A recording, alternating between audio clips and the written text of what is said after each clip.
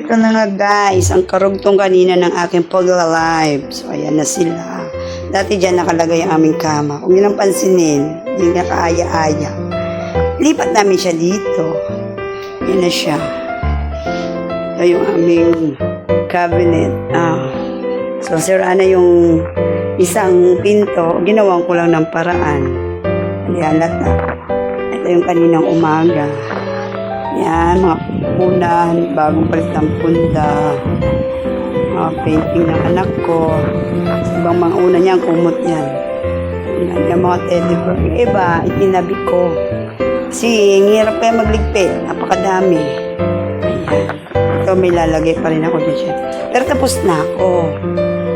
So, ayan na siya. Oh, mas maganda na siya tingnan ngayon. Mas kaaya-aya na siya. Kaysa yung kanina, grabe guys. Nakita nyo, di ba?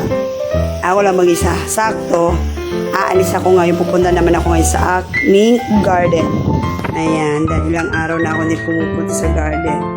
Ayan, tapos ngayon, tama-tama natapos ako. Di ba? Sensya na guys at minamalat ako talaga. Ewan ko bakit. Ayan po siya. Gumaan yung pakiramdam ko. Tapos din ako guys. Diyos ko, grabe. Mag-isa lang ako. Partida may nagpamanicure pa niyan. Tapos mamaya mag-garden ako. Tapos may magpapamanicure ulit mamaya. Oh, di ba?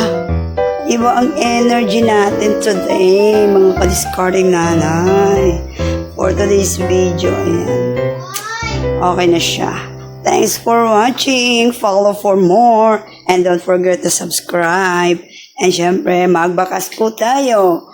At lagi po natin tatapusin ang ating mga videos na pinapanood. Bago po tayo mag-follow and bakas.